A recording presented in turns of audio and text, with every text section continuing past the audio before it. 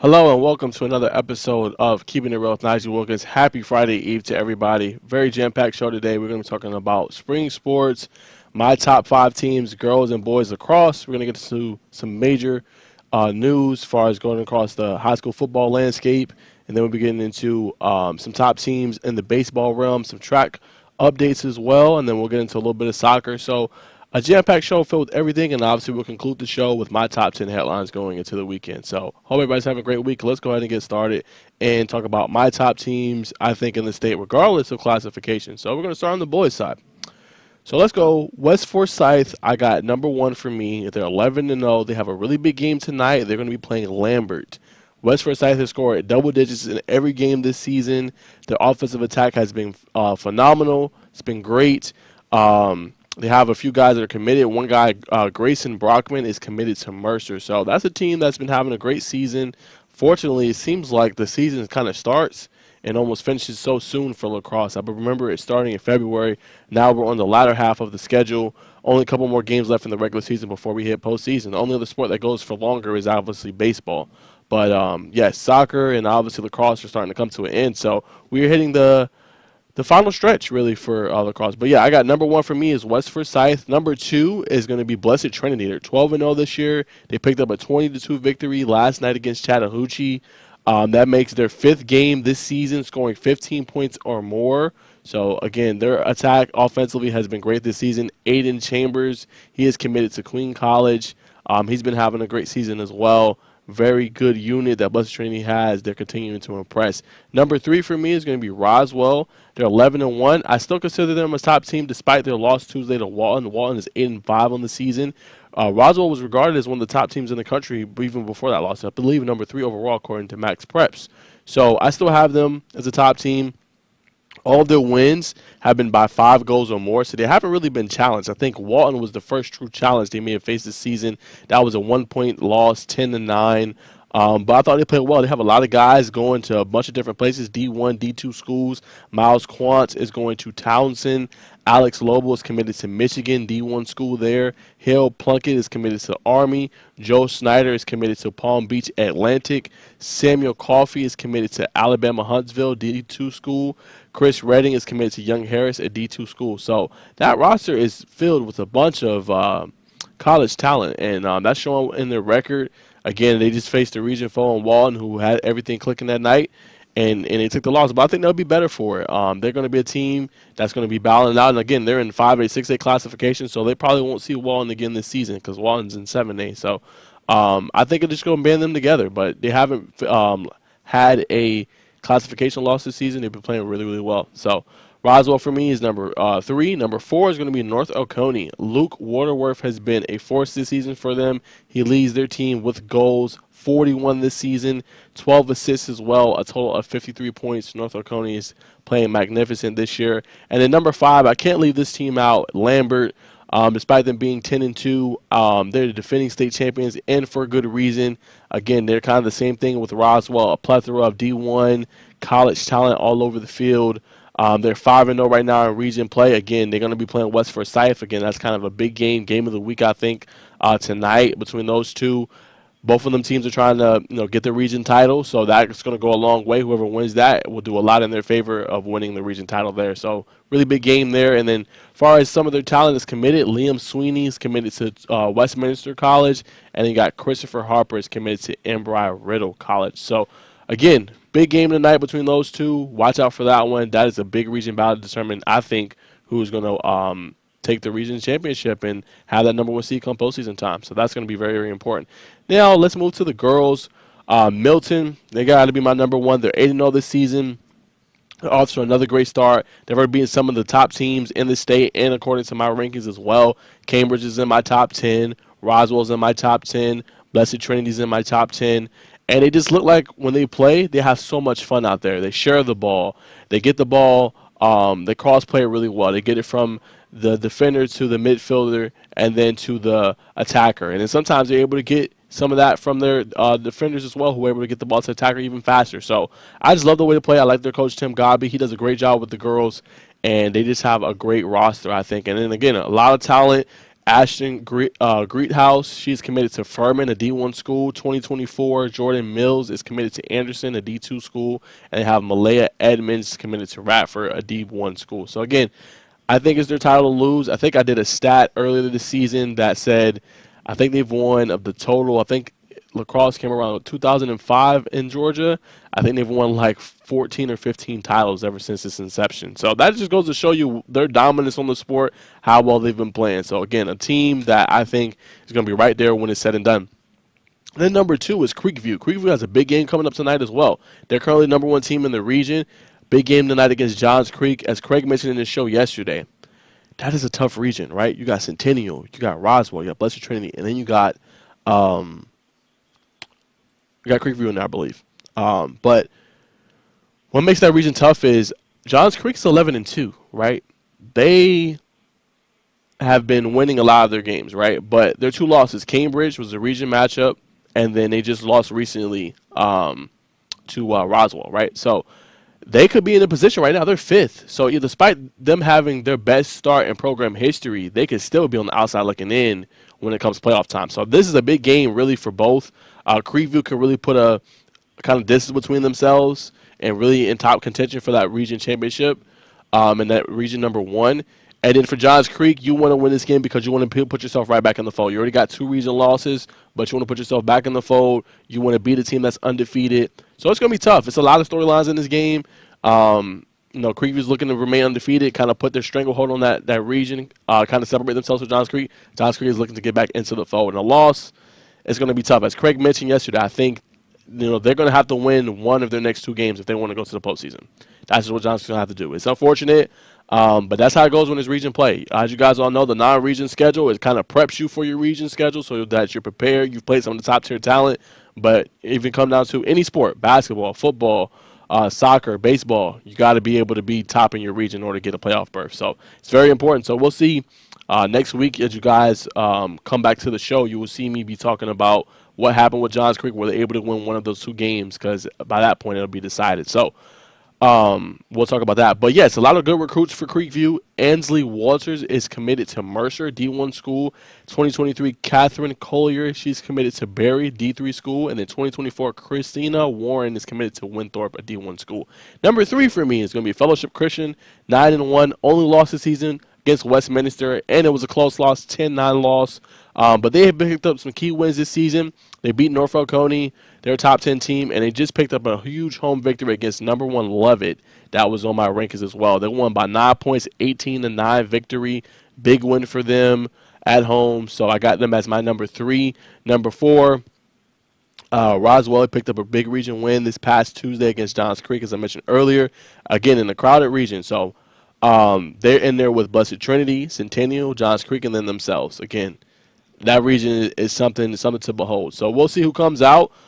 They have really good recruits as well. 2023, Chris Redding, she's committed to Young Harris, D2 school. Layla Johnson's committed to Marquette, a D1 school. And 2024, Rachel Lawrence is committed to Longwood, also a D1 school. So keep your eyes tapped on that. You're going to see me talk about it a lot more as we go forward. That region right there, something special. One of those really good teams is going to be left out. It's unfortunate, but that is what's going to happen this year. So stay tuned for that. Number 5, I'm going to have to go Pace Academy. That is going to close my list. 9-0. They have a big home game this Friday against Holly Innocents. They were in my rankings earlier this year. They're 3-1 this season. Their schedule is going to get tougher. I think we're going to find out a lot about Pace Academy very, very soon. Okay, so the latter portion of their season, they have games against Lovett, Westminster, Stars Mill, Fellowship Christian, right? All those teams are going to be in the mix for a postseason berth, right? So they're going to learn a lot about themselves towards the latter half of the season, latter portion of the season, I should say. So those are going to be really good tests, I think, for them to see really where they're at. Because, like I said, Lovett just suffered their first loss. I think Stars Mill is one of the top 10 teams. Fellowship Christian is 9-1, handing Lovett their first loss. So it's going to be a lot of good teams they're going to face. So can't wait to see how Pace Academy is going to test up against those guys. So those are my top 5. That's what I got as far as lacrosse. Major games is happening this week and next week, so stay tuned for that. Probably going to be doing a game of the week next week as one of my specials for the week, just kind of keep you guys informed. But let's go ahead and move on to some soccer. This is the second part of the first segment. So shout out Hoochie girls. They qualified for the playoffs for the third year in a row. They're having a phenomenal season. So congratulations to them. They're back in the postseason once again. And then the boys soccer region champions Riverwood. They won it, getting a big victory this past week. So they have won their region. Shout out to them. So far as soccer goes, some more news. Big game Friday night between Milton and South Forsyth. I didn't see them in the rankings. I think Craig does baseball and I think Seth does soccer, but it's really interesting, right? So if you break down the region, right, you got Milton, you got South Forsyth, and then you got Lambert that's in there, right? So all those teams are basically in a three-way tie right now. They're all 3-1. They're all battling it out to see. So I think whoever wins that game on Friday night, I mean, if you get a tie, obviously, that'll, go 1-1 for each team. But the team that wins or loses, that's going to go a lot, I think, into the region title, right? Because all three are 3-1. If Milton wins, they'll go 4-1, and then South Forsyth will be 3-2. If South Forsyth wins, they'll be 4-1. Milton will be 3-2. So it's going to give you some separation. You're going to have that head-to-head kind of tiebreaker as well. So Friday night is a big game for both teams. So look for both of them to come out swinging, throwing each other's best shot. I think that's going to be a good one. If you have nothing to do on Friday night, boys soccer, that's going to be a good game, good region game between both of those teams. So that is my game of the week for that. Now on to some leading players this season. State's leading scorer, Class A Division II, number 6 ranked Porter Jose Sanchez has been having a great season. He scored 28 goals. He leads Blakely County's Charlie Williams that has 26 goals, so 2-goal advantage against him. Bainbridge, Brock Williams has 23. And then Harlem, Kassan Goodwell, and Lovett's Nick Carano, they both have 21 goals as well each. And then Sanchez also leads in points. If you guys don't know what points is basically goals and assists combined. Sanchez has 66. He's ahead of Goodwell as well, who has 56. Williams has 55. Carano has 54. And Bainbridge, Brock Williams, has 52. So Sanchez has been having a great season. I'm not too sure what's going on with him as far as the recruiting world, but I'm going to find out really quick. Give me a second, guys.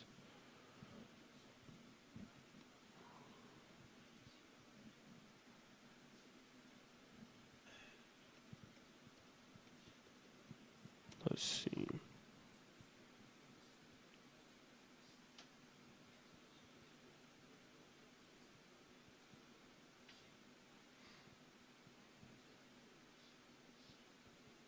Yeah, not too much in the recruiting world. I just looked it up for him, but maybe this is what he'll need as far as just helping him in his career. But I didn't see any too much about his recruiting world. So obviously we'll see how that goes. But he is leading right now in scoring. So shout out to him. And then Harlem's Justin Green, he's topping the state with 18 assists this season. He's ahead of Brooke County's Fernando Ramirez and Bainbridge, Jose Boniela Ortiz with 16, and then Charles Gerzon Tisnado has 15. So shout out to them. They're leading the way in soccer. Again, it's crazy to think soccer season just began, and it's kind of getting to the latter portion of it, along with lacrosse. Hard to really believe.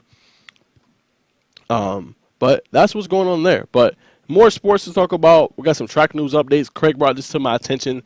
Some major news. Mountain View High School, they hosted the Gail Devers Invitational. Brookwood's Janai Jones placed first in the 100-meter at 12.05 time. 200-meter, 25.56. And teammate Serena Tate, she earned her first in the 400-meter with 56.06 time. On the boys' side, Langston Hughes, they had another great performance. Maurice Gleaton placing first in the 100-meter at 10.71. 200-meter, 21.58. He helped the Panthers earn top finishes in the 4x100 meter with 41.59 time, and in the 4x200 meter with a 1:27.63 time. And then Georgia football signing Bryce Dobson, he finished runner-up in the 300-meter hurdles with a 38.11 time, edged by Southwest DeKalb's Isaiah Taylor, who had a blazing 37.24 time. And then earlier this month, Alexander Sr. and Georgia Tech football commit Eric Singleton, he set a single-season record, or set a school record, with a 10.35 100-meter time.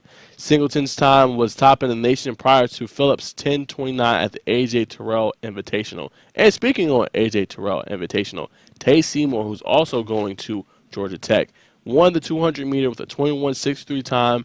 That time would have been good enough last year to win it all in state. I think the state record time last year was 21:99. So, real quick, as I've been mentioning, I've been saying, and I think I've gotten Craig on the board on the boat as well. He even said it today and made his proclamation that he thinks that Georgia Tech is going to be in an ACC title game in 3 years. I'm the one that's been saying since the recruiting class, probably like early October last year, maybe late November, that I think they're a team that's going to be on the rise, right? I didn't know in what capacity or fashion that would be, but just the talent they got. And you're going to see that now. They got two of the top players in just speed in the state, according to track, right? So you can do a lot with speed. Speed kills. Speed's dangerous. So there's going to be a plethora of ways they can use Tay Seymour. They have Bryce Dobson, right, who just was runner-up in the 300-meter hurdles, right? And then you're going to add Eric Singleton, too. So you got three guys just has just blazing speed, right? Just get them the ball, get out of the way, right? You can devise them sweeps, runs, screens, deep balls. Like, that's going to make their offense, like, the offensive coordinator got to be licking his chops, right? You're going to have all that talent and all that speed. All you have to do now is be able to devise a way to be able to use it. So I can't wait to see how they're going to look next year. I'm going to be definitely keeping a close eye.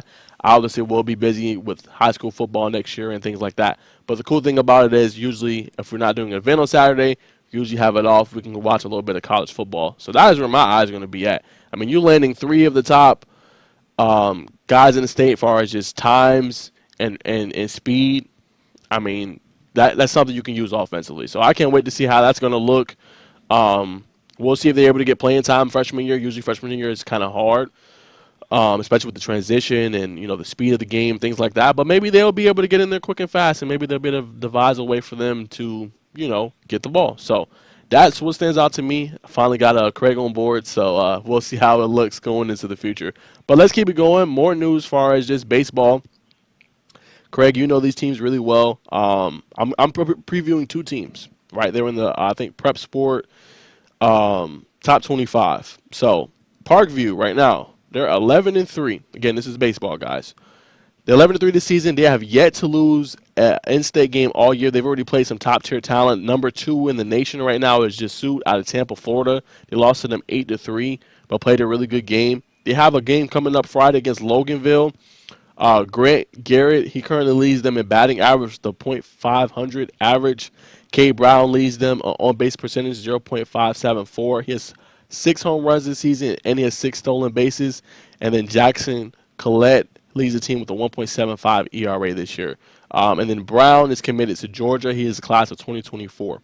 So what stands out about Parkview is the returning starters they have, right? A lot of depth on this team, right? 10 returning starters. Some of the returning ones, as you see there last year, Colin Hoke, who's going to Mississippi State, shortstop, right-handed pitcher, first baseman, outfielder, and right-handed pitcher. Landon Stripling, he's going to Texas Tech.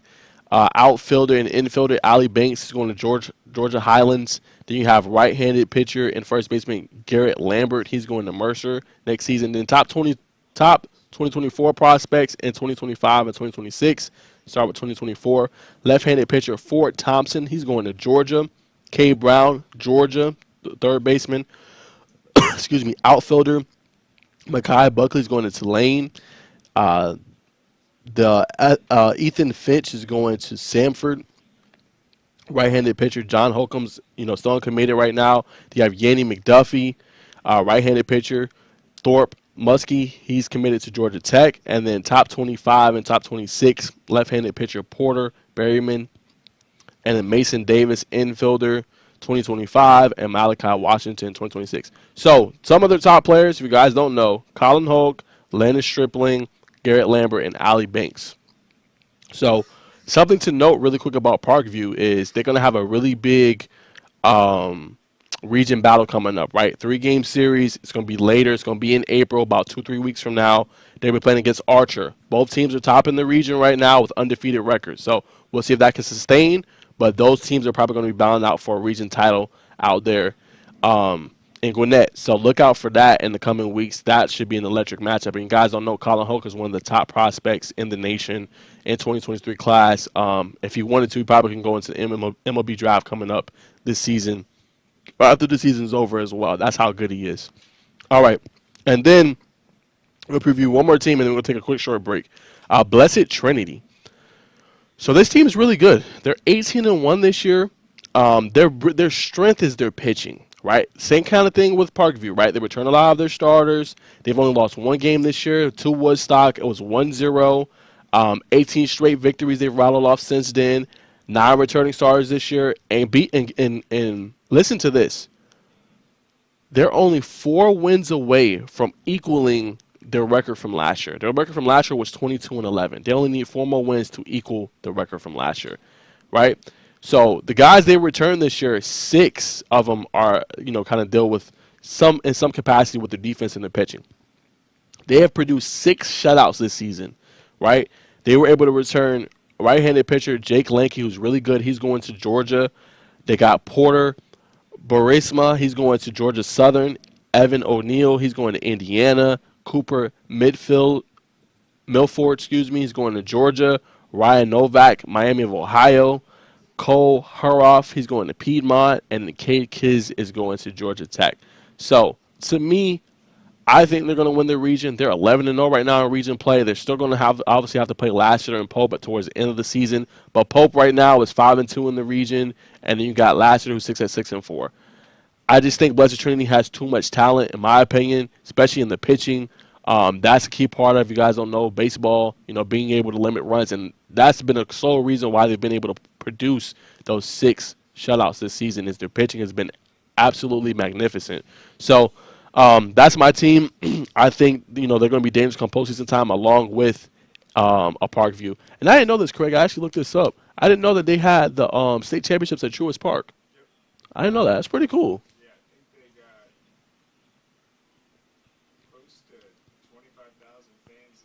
Really? I didn't know that. Yeah, I was researching some of this stuff, just trying to find information and found that out. I was like, wow, that's pretty cool. So, imagine as a kid or high schooler being able to play in a future stadium you might be playing in the coming years. That's what makes it so cool about Corky Kell now too, like being able to play at the Mercedes-Benz, and now we have the state championships going back to Mercedes-Benz as it should. Playing at a professional stadium is pretty cool. So found that out as well. But some of the top prospects before we go to break, guys, for Blessed Trinity to watch in the coming years is going to be their shortstop, right-handed pitcher, Michael Zito, their outfielder and pitcher, Sean Green, their shortstop as well, Grant Hodges, and then you got Wesley Bass, one of the outfielders already committed to Georgia Tech, 2025 class, Aiden Zagrin, 2025 class, and then Carson Zagrin. Those 2 are twins.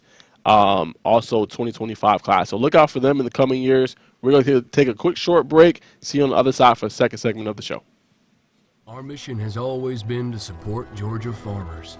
That's why we created Georgia Farm Bureau Mutual Insurance Company, providing financial protection that farmers needed. While this remains the same today, we've grown to protect all Georgians through home, auto, and life insurance. From the very beginning and into the future, we stand for every Georgia community. We are our Farm Bureau.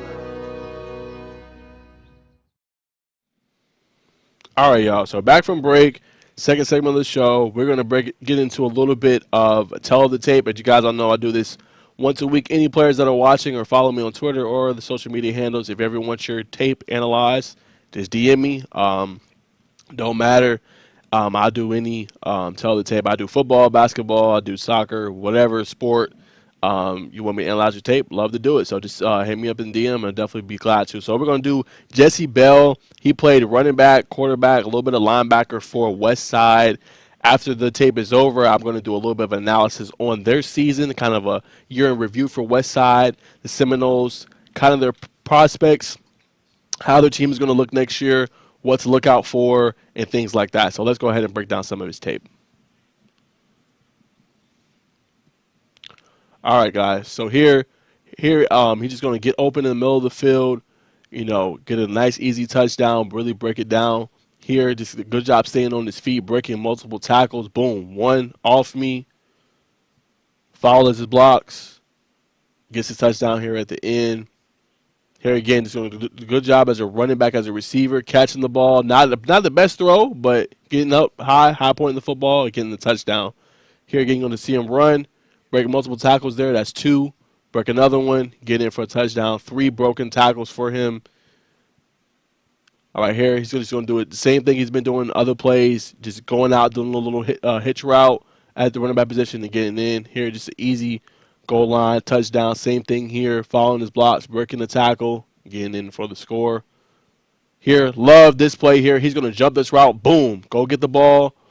Does a great job. Looks like he's going to run out of gas here a little bit, but he does a good job of staying on his feet, avoiding the tackle right there and getting in the touchdown. But he does a great job, I think, of just jumping route. So he sees there, looking at the quarterback eyes to the left, sees the receiver stop, boom, jumps it, and then he's gone. So he has great awareness. As you guys all know, with the smaller schools, you usually have to play both sides of the ball. So I think he did a great job there of just kind of seeing the quarterback's eyes, reading it, going for it, and then getting the pick 6. So phenomenal play here from Bell. All right, here. He's going to be the quarterback here. Wildcat. I mean, they're bringing a blitz. I think this is an incredible play. He's going to make something out of nothing. Look at all these defenders. Look at that. Boom. Make you miss. Make you miss. Boom. Make you miss too. So he turned something into nothing. I mean, that's just a great play. All right, here again, you're going to see him get in the hole, break tackle. Boom. Look at that moving whistle on the defender. Riding down the other ones, going down for the first down. Great play. Good job just being elusive and being able to take on tacklers. Here, boom, look at that move. Woo! In and out real quick with the juke. Getting all the way down into the red zone. Phenomenal. Here again, boom, that's 1, 2, 3. Look at all the tackles he broke just to get there to get the first down. I mean, very, very elusive running back. Good job breaking tackles. That's the big thing that stands out to me. Look at that. 1, 2, 3. That's all in this film. Breaking multiple tackles there. Boom.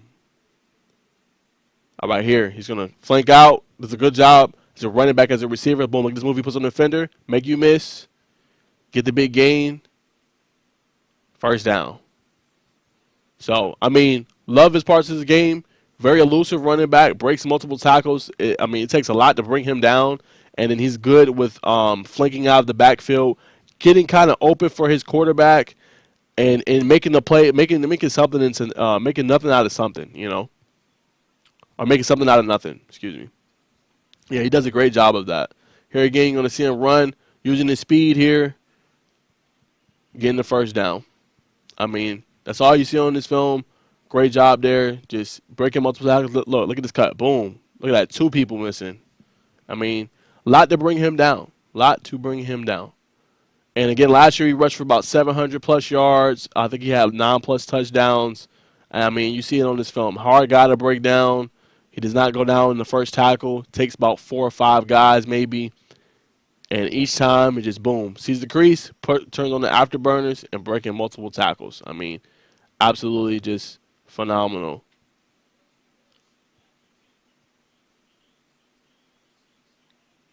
All right, here again, go see it. Boom, breaks the tackle here. Another one. Look at this big gain.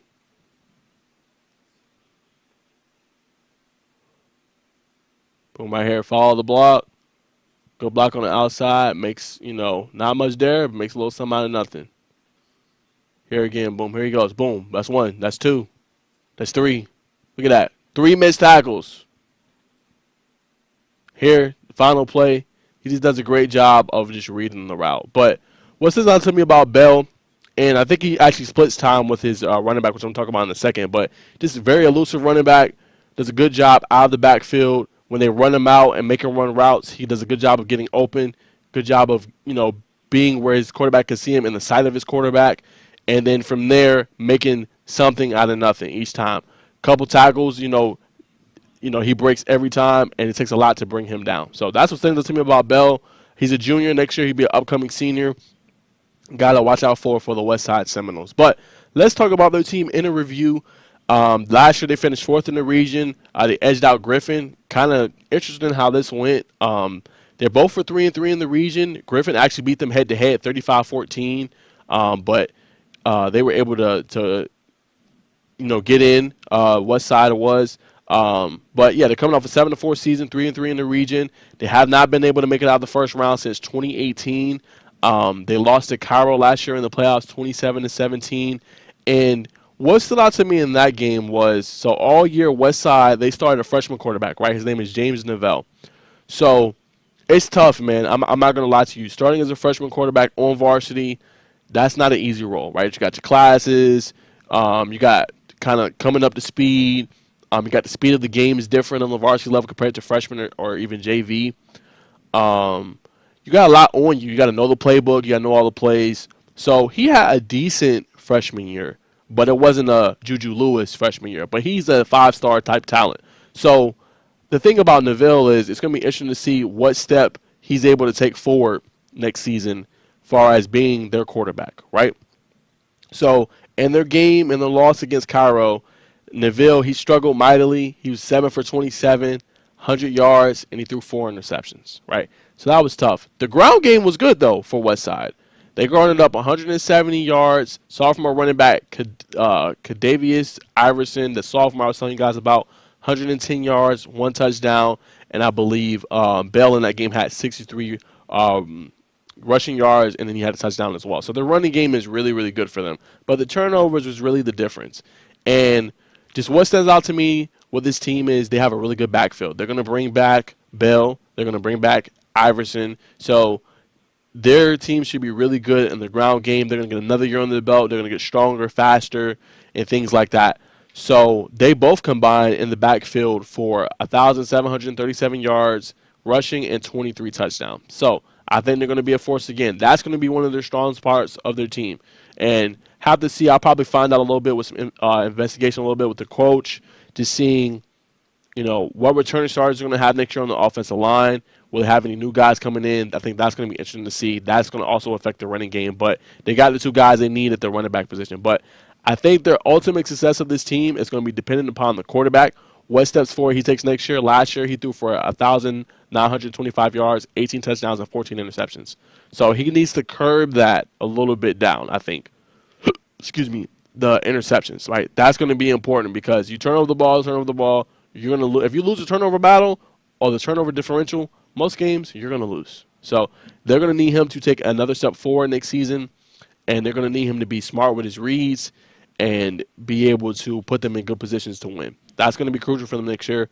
So if they want to make a deep playoff run next year, that's what they're going to need. I just don't think that's going to cut it from that position. But again, he was a freshman, so not being critical. Obviously, it takes time to get there. But if they want to take the next step, it's going to be the quarterback elevating his game, and then both of the running backs, both are elusive, does a good job making defenders miss. Them continuing to get better and better and better. And on the defensive side of the ball, going to be really interesting. They're going to need some of their underclassmen to really step up, and their juniors. They're losing their leading tackler from last season, and they're losing their leading sack guy who had 11 sacks this past season, and their leading tackler had over 100 tackles. So they're losing both of those guys. They're both going to be graduating in 2023 in May. So it's going to be imperative that their underclassmen, some of those guys stepping up in new roles, that they play well, and that they're able to come in the role and play it at a high level. That's going to be important for Westside if they want to make some noise next season. But the key thing for them, they only beat 2 teams last year that was over 500 or better. So we'll see. I think their head coach is phenomenal. His first season there, they had 11-plus wins. He's doing a great job.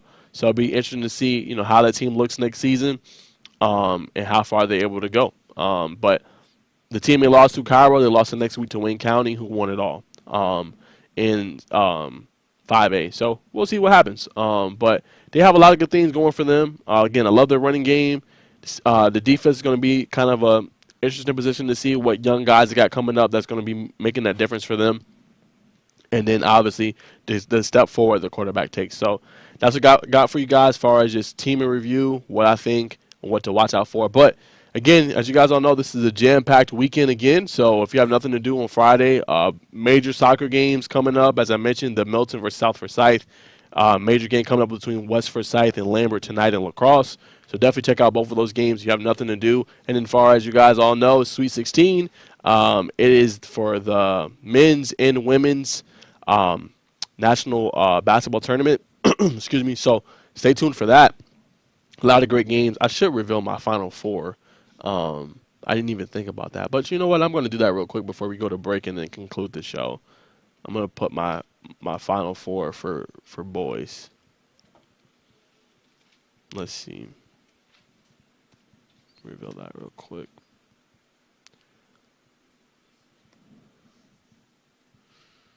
Let's see.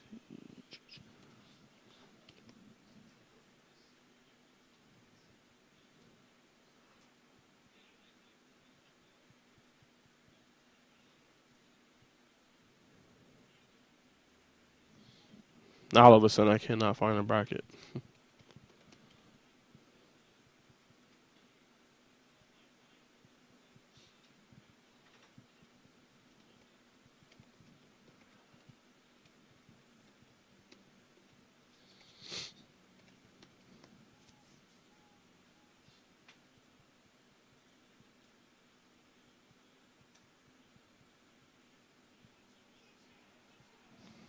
All right, I got one pulled up, guys. So what I'm thinking is Final Four. I'm gonna have to go Bama. I think they're gonna make it out of the South. They got SDU tonight or on the 24th, which is tomorrow. They're gonna beat them. And then Creighton and Princeton, they'll be the winner out of those two. So I got Bama in the South making the Final Four, and then in the other bracket you got Kansas State, Michigan State, Florida Atlantic, Tennessee. I think I'm gonna go Tennessee. I think those two are gonna rematch in the Final Four. Those teams play each other multiple times this season in the SEC. So I got Alabama versus Tennessee Final Four between the South and the East, and then the Midwest. So you got Houston, Miami, Xavier, Texas. I'm gonna go Texas out there in the Midwest. I think Miami's gonna make the Elite Eight. I think they're gonna beat Houston tomorrow. But I got Texas. Winning that Midwest, so they're going to be in the Final Four. And then on the other bracket, you said Gonzaga, UConn, and Arkansas. I'm gonna go UCLA. So I got Bama, Tennessee, and I got UCLA in Texas. So that's my Final Four. When we hit the Final Four, I'll just reveal who I got winning it all. But that's who I think is going to be there. Be very interesting. It's going to be actually going to take place today and tomorrow, and then obviously the Elite Eight will be this weekend as well. So we'll have Final Four actually next week. So you guys will see who I'm going to have winning it all next week. And I'll obviously reveal, who I'm taking in the women's Final Four as well next week as well. So stay tuned for that. We're going to take a quick break. See you guys on the other side to conclude the show with my top 10 headlines for the weekend. Our mission has always been to support Georgia farmers. That's why we created Georgia Farm Bureau Mutual Insurance Company, providing financial protection that farmers needed. While this remains the same today, we've grown to protect all Georgians through home, auto, and life insurance. From the very beginning and into the future, we stand for every Georgia community. We are a Farm Bureau. All right, we're back to conclude the show. My favorite segment, top 10 headlines for the weekend. You guys already know what time it is. So, number one to lead off, Corky Kell Classic was renamed the Corky Kell Dave Hunter Classic. A lot of tribute to Dave Hunter, who was a great coach. He's considered a Gwinnett and Georgia legend for his impact and what he did. And yeah, shout out to him for keeping the tradition going. Corky Kell ended up passing away in 1994, and as he told him, as he said in the press conference, keep the game going. And they've done that, and they've done it to a phenomenal level.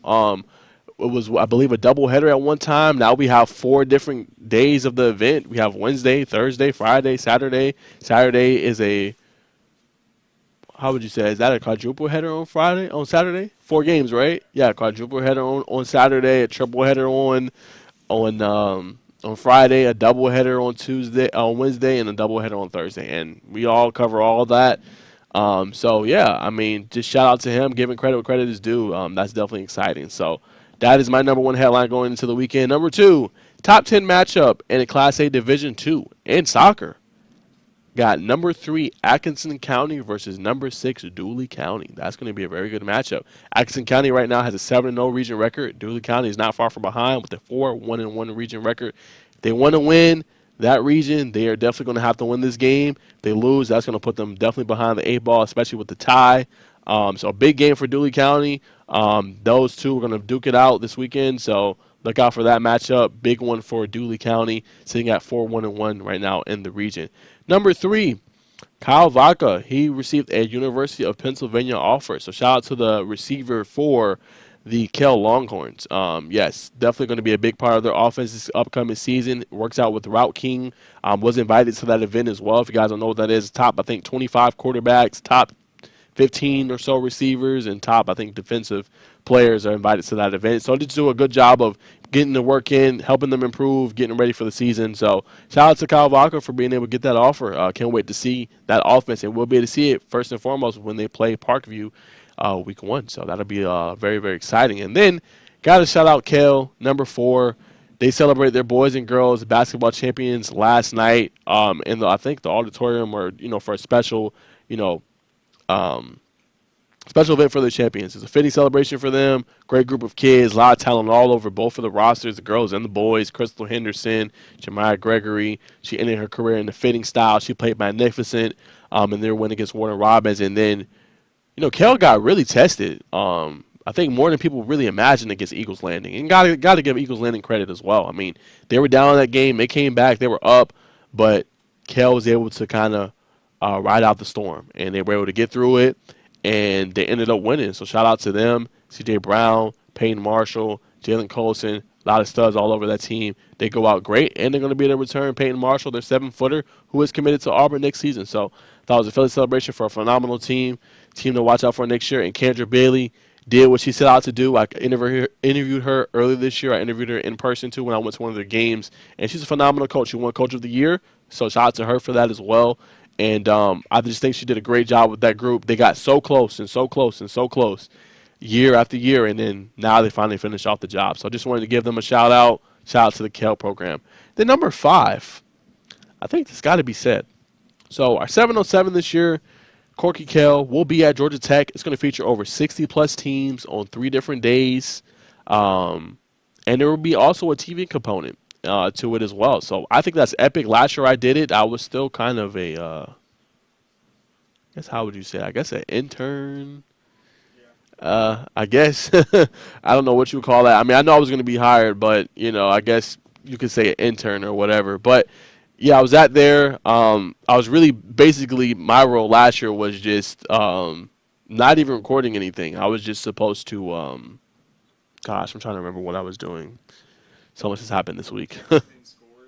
Yeah, I was doing scores, and then, gosh, that's such a tough job. I mean, you're literally like the coaches is yelling at you, the players are yelling at you because it's like, oh, you got to score wrong, you're going for the other team. It's just so much going on. But nonetheless, it was such a fun event. I really enjoyed it. We were out there all day. But yeah, this year having that, I think a great platform, great environment at Georgia Tech. It's going to be a lot of fun. And I just want to shout out what Corky Kell and Score Atlanta is doing as a whole. I think it's phenomenal. They're giving these kids exposure early. As you guys all know, the 707 is huge now. It's a really big thing, and I think they're just giving kids exposure, allowing them to showcase their talent.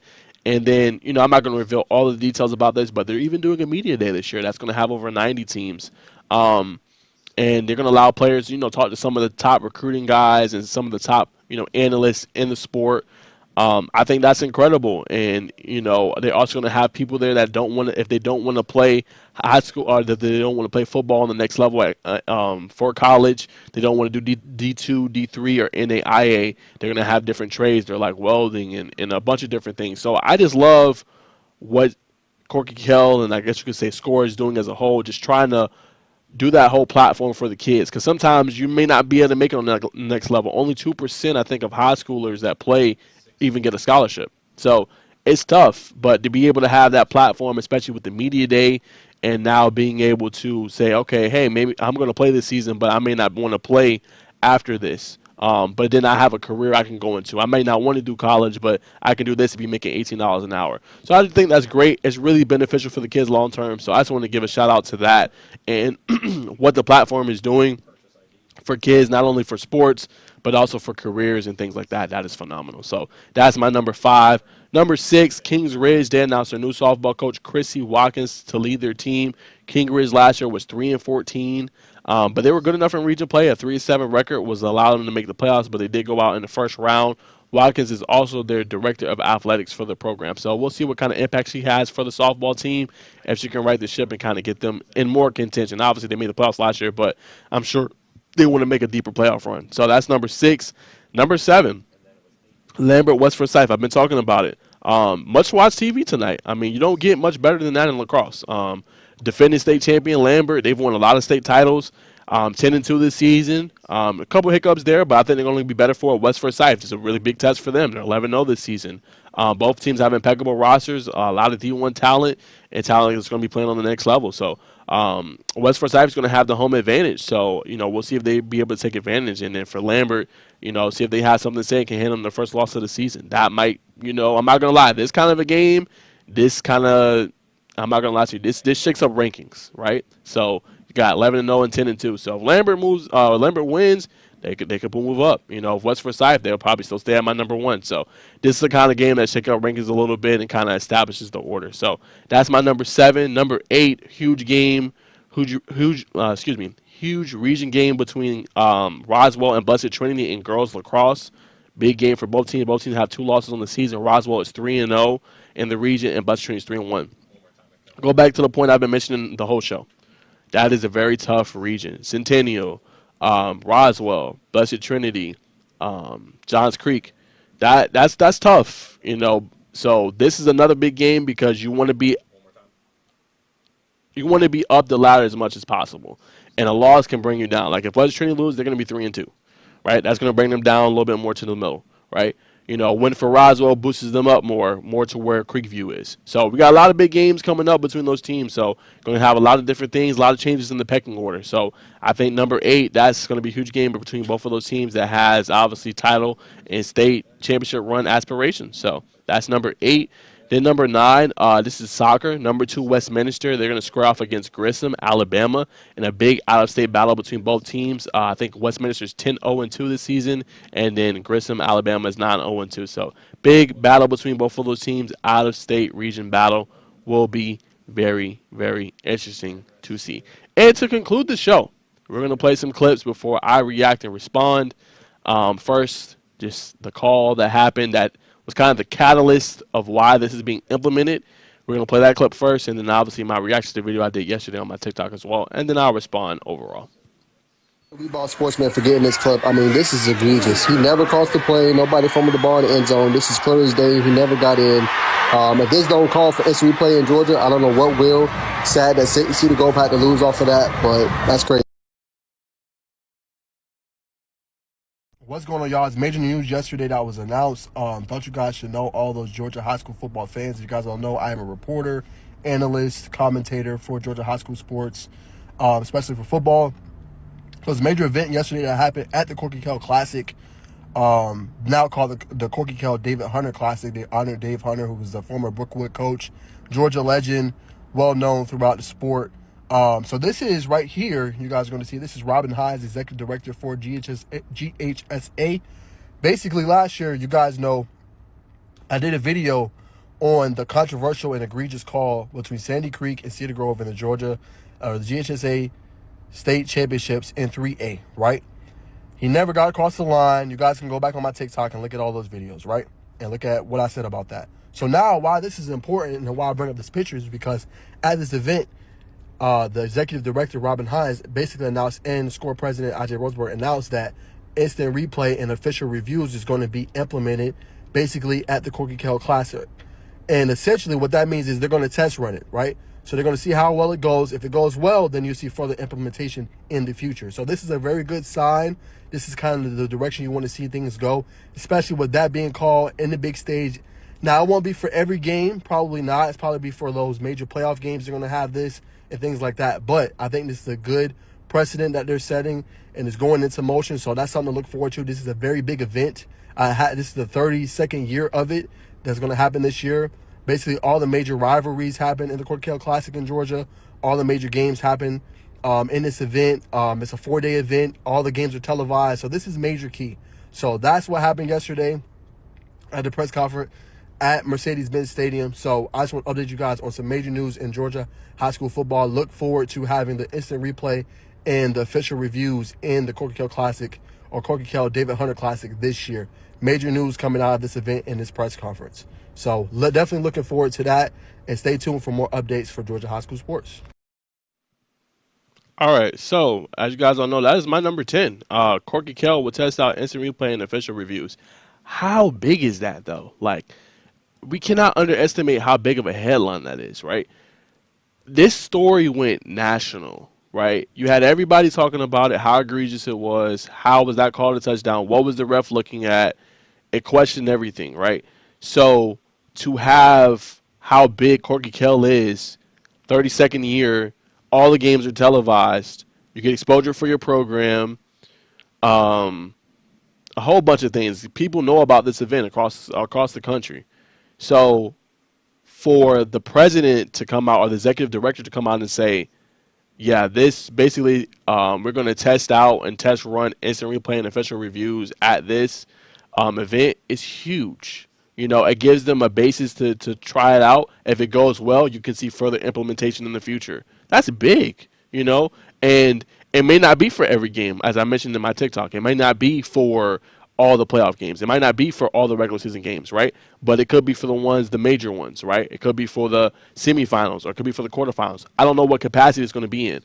But my hope is that it goes well because I think this is a component we need, especially for the big games because you have to be able to find a way to go through it. And then even some of the bigger states like Texas already has it implemented, right? I think Alabama has it implemented as well. So it's big because Georgia football is huge, right? We cannot underestimate how big Georgia football is because the last few years you've been having top prospects come from the state alone. I mean, not just quarterback position. I mean, you've had the Alvin Kamaras of the world, right? You've had the Trevor Lawrences of the world. You had the Nick Chubbs of the world. You have the Deshaun Watsons of the world, right? And there's a plethora more that I'm not mentioning. I'm just going off the top of my head of what I think of, right? Because you guys remember, I'm still kind of new to it, to Georgia high school football and analyzing it and things like that. But this is huge because it gets a bigger platform, and it's not going to rip some of the players who put their blood, sweat, and tears on the line to be kind of, I'm trying to find the right word to say, I guess not be able to see their full potential, I guess, you know, or the full work that they put in come out. So that's why I said that's number 10 for me. That's such a big headline. I can't wait to see how it looks, what's going to be the capacity of it. And hopefully it goes well and that we can see further implementation in the future. So that just goes to show you how big Corky Kell is. And for that and for Score Atlanta and Corky Kell to be the first platform for the GHSA to test it out, just shows the trust that they have, obviously, and what they're doing and how big of an event the Corky Kell is itself. So excited for that next year. Will be a lot of fun. You guys stay tuned. That's all I got for today's show. Craig's show will be back tomorrow. Drive for the GSA state title. He will be having guest head coach Stars Mill, Chad Phillips tomorrow. That'll be a lot of fun. They missed the playoffs last year. Again, it goes back to what I was saying. Excuse me, with the lacrosse. Really great regions, great teams, but one team is not going to make it. So that's what makes it tough. I can't wait for that. I actually talked to him a little bit earlier this year.